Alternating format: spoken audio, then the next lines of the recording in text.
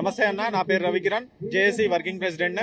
ఈ రోజు ఇక్కడికి తెలంగాణ రాష్ట్ర ప్రభుత్వంగా ఉన్న అవుట్ సోర్సింగ్ ఆల్ ఎంప్లాయీస్, అన్ని శాఖల్లో ఉన్న, అన్ని కార్పొరేషన్లో, సంస్థల్లో ఉన్న అందరు ఉద్యోగులు ఇక్కడ ఏకతాటిపైన మహాధరణ కార్యక్రమాన్ని నిర్వహించడం జరిగింది.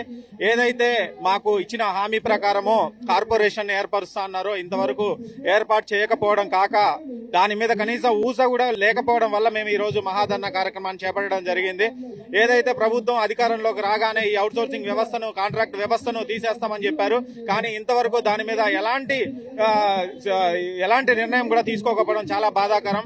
అదేవిధంగా ఈ రోజు మార్చి 31 వస్తే మాది అగ్రిమెంట్ అనేది కంప్లీట్ అవుతుంది.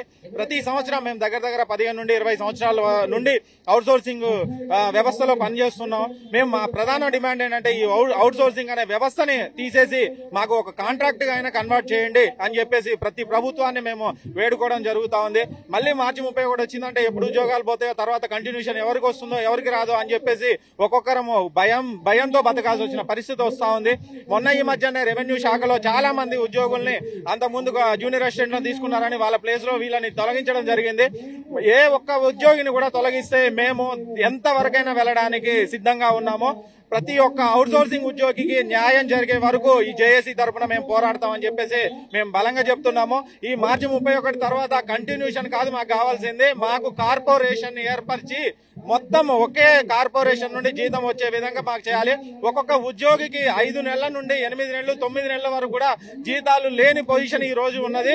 అదే కార్పొరేషన్ ఏర్పడితే 1వ తారీఖు మాకు జీతాలు ఏర్పడతాయి. ఆ పక్కనున్న ఆంధ్రప్రదేశ్ రాష్ట్రంలో ఆల్రెడీ కార్పొరేషన్ ఏర్పరిచి కార్పొరేషన్ ద్వారా అవుట్ సోర్సింగ్ ఉద్యోగులకి న్యాయం జరుగుతుంది. కానీ మన తెలంగాణ ప్రభుత్వంలో మాత్రం ఇంతవరకు ఆ కార్పొరేషన్ లేకపోవడం మాత్రం చాలా సిగ్గేస్తా ఉంది. కాబట్టి మీరు వీలైనంత త్వరగా కార్పొరేషన్ ఏర్పరిచి ఉద్యోగులందరికీ న్యాయం చేయాలని చెప్పేసి కోరుకుంటున్నాము. అదేవిధంగా సుప్రీంకోర్టు ఇచ్చిన తీర్పు ప్రకారం సమాన పనికి సమాన వేతనాన్ని ఇవ్వవలసిందిగా కోరుతున్నాము. ప్రధానంగా రేవంత్ రెడ్డి గారికి మేము చెప్పేది ఏంటంటే కార్పొరేషన్ ని ఏర్పరిచి సమాన పనికి సమాన వేతనం మాకు ఇచ్చే విధంగా ప్రయత్నించాలని ఆదేశాలు జారీ చేయాలని చెప్పేసి మేము కోరుకుంటున్నాము. అవుట్ సోర్సింగ్ ఉద్యోగులు కాంగ్రెస్ పార్టీ ప్రభుత్వం వచ్చిన తర్వాత మా జీవితాలు మారతాయని చెప్పేసి అనుకున్నారు. వాళ్ళు అధికారంలో రాకముందు కూడా కల్లిబొల్లి మాటలు చెప్పారు. అవన్నీ కూడా మాయమాటలుగానే మిగిలిపోయాయి. ఇప్పటికైనా రేవంత్ రెడ్డి గారు మా అవుట్ సోర్సింగ్ ఉద్యోగుల కార్పొరేషన్ ఏర్పాటు చేసి సమాన పనికి సమాన వేతనం ఇవ్వాలి. మీరు ఎన్నికలకు పోయే ముందు కూడా కోమటిరెడ్డి గారు క్లియర్ గా శ్రీధర్ బాబు గారితో లౌడ్ స్పీకర్ పెట్టి మీరు మేనిఫెస్టోలో పెట్టండి, అవుట్ సోర్సింగ్ ఉద్యోగులను రెగ్యులర్ చేయాలని చెప్పేసి మేనిఫెస్టోలో పెట్టండి.